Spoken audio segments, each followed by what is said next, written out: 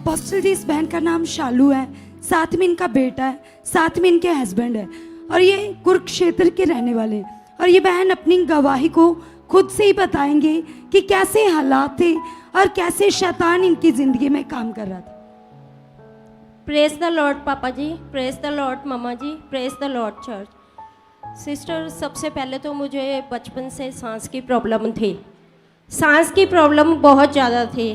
तो मम्मा पापा मुझे मेडिसिन दिलाते थे और मैं खाती रहती थी, खींचती रहती थी। पंप भी बता दिया था डॉक्टर ने, तो जैसे जैसे इंजेक्शन शुरू कर दिए डॉक्टर ने मुझे पापा जी, तो मतलब कई बार तो मेरे को इतना सांस हो जाता था, मेरी वजह से मेरे मदर फादर में झगड़ा हो जाता था। तो करते करते ऐसे करते करते मैं दवाइयाँ खाती रही। इसी दौरान मेरी शादी हो गई पापा जी 2008 में, और मैं ठीक भी हो गई उससे, मतलब इंजेक्शन्स लगने से। तो उसके बाद मेरे को 2009 में बेटा हो गया। बेटा होने के बाद 5 साल तक मैं ठीक रही। उसके बाद सिस्टर मुझे सांस की प्रॉब्लम बहुत ज़्यादा दोबारा से हो गई। हाँ जी पापा जी। उसके बाद मुझे सांस की प्रॉब्लम इतनी ज़्यादा हो गई कि डॉक्टर ने जो मुझे पंप दिया हुआ था वो मुझे डॉक्टर ने दोबारा चेंज करके पंप दिया। 2 बार दिन में मैं पंप खींचती थी, फिर मेरा 4 टाइम पंप हो गया पापा जी। फिर उस पंप को खींचने की वजह से मेरी बॉडी वाइब्रेट होने लगी। दोनों हाथ और दोनों टांगे और पैर मेरे वाइब्रेट होते थे और मैं सारी रात नहीं सोती थी, मैं बैठ बैठ के रात काटती थी। तो मुझे किसी ने बोला कॉफ़ी पी, कॉफ़ी पीने से सांस लेने में आसानी रहती है। तो पापा जी अगर मैं लेट जाती थी तो मेरे को सांस आता ही नहीं था। तो मैं उस टाइम परमेश्वर को तो नहीं जानती थी, पर मैं ऐसे बोलती थी, मैं कहती थी या तो मैं भगवान मुझे आर लगा दे या पार लगा दे, क्योंकि मैं पापा जी बस बैठ बैठ के रात निकालती थी सारी रात। जब किसी को सांस ही नहीं आ रहा होगा तो वो तकलीफ सोचो, आप फील करो इस बात को। पंप लगा है, सांस का रोग है, सारी रात जब मतलब सोना ना, ऐसे जाग कर निकलना। जब मैं भी सेवा करता था, पहले की बात है, कभी कभी मुझे एक रात अच्छे से नींद नहीं आई। एक रात अच्छे से नींद आने से मेरा अगला दिन डिस्टर्ब हो जाता था।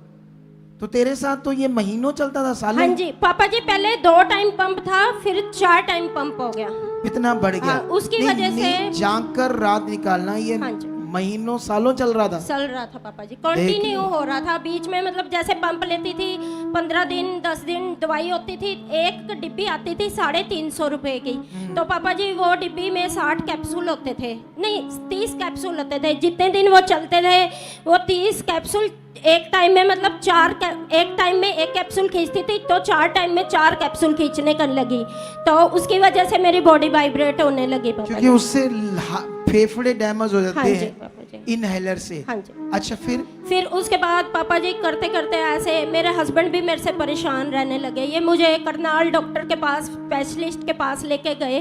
किसी ने बताया कि स्पेशलिस्ट है इस चीज़ का डॉक्टर, तो हम वहाँ भी गए पापा जी। और हमारे एरिया में कुरुक्षेत्र में अतुल अरोड़ा नाम के डॉक्टर हैं, वहाँ भी मैं एडमिट रही। मतलब ऐसे मेरा ट्रीटमेंट चलता रहा, पर मैं ठीक नहीं हुई।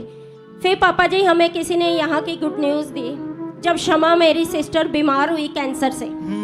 हाँ जी। तो गुड न्यूज मिली, फिर तब आप आई। हाँ जी। फिर आपका भी ले हैंड हुआ पापा तो जी। परमेश्वर ने आपको फिर चंगाई दी। मैं 2 ईयर से फ्री हूँ, बिल्कुल पूरी तरह से। कोई कैप्सूल नहीं, कोई इनहेलर नहीं। सोच लो परमेश्वर की पावर। अरे इतने बड़े बड़े डॉक्टर जो नहीं कर पाए, उसको किसने किया? परमेश्वर सब कुछ कर सकता है, वचन में लिखा है। रहे हैं कि परमेश्वर कितना पावरफुल है। उस गवाही से मैं बता रहा हूं। तुम उसकी हालत देखना क्या थी, मरने वाले हालात थे उसके। शादी में टीबी होगी उसको, फिर इन्फेक्शन इतनी होगी उसको सांस ही नहीं आ रहा था, बुरा हाल था बंदे। जब परमेश्वर दया करता, तुम्हें हील करता है, जो तुम्हें हील करता, तुम्हें चंगा करता है, अगर हम सच्चे मन से उसके साथ चलते जाएं, सही नियम से, सोचो वो तुम्हारे लिए क्या कुछ करेगा, फिर क्या कुछ करेगा।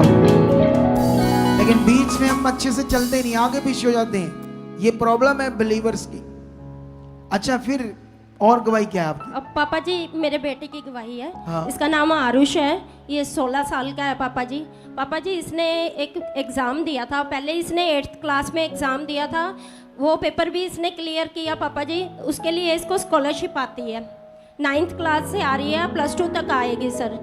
तो अब पापा जी अब इसने 10th में एक एग्ज़ाम और दिया था, उसके 2 लेवल थे पापा जी, तो इसने दोनों लेवल क्लियर कर लिए।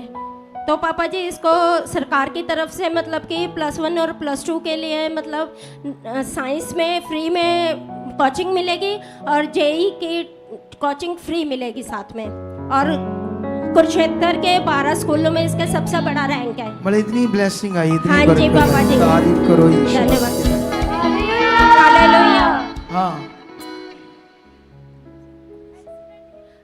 एक पापा जी हमारी एक्सीडेंट की गवाही है। अभी जब ये बच्चा सिलेक्ट हुआ तो मतलब जैसे 15 को इसका रिजल्ट आया तो 25 को उन्होंने इसको बुलाया था हॉस्टल में, क्योंकि उन्होंने हॉस्टल की फैसिलिटी दी है। तो पापा जी हम इसको छोड़ने के लिए जा रहे थे। जब हम इसको छोड़ने के लिए चले गए 25 तारीख को, तो एक डॉक्यूमेंट में थोड़ी दिक्कत थी। उन्होंने हमें 25 को वापस घर भेज दिया। तो उन्होंने बोला 26 को सुबह 9 बजे तक बच्चे को ले आना। तो पापा जी हम इसको सुबह सुबह 8 साढ़े 8 के पास छोड़ने जा रहे थे। हमारी गाड़ी का ना फ्रंट से गाड़ी आ रही थी, बहुत तेज से एक्सीडेंट हुआ पापा जी। तो ये एक्सीडेंट हो गया। अच्छा जब एक्सीडेंट हुआ तो फिर क्या हुआ? तो पापा जी हमारा तो सिर्फ गाड़ी का नुकसान हुआ, उनका मतलब कि उनकी हड्डियां भी टूटी। उनके साथ चाचा था, भतीजा और एक उनकी मदर थी। उनको मतलब कि बेटे को भतीजे को सिर में, गलती भी उनकी थी?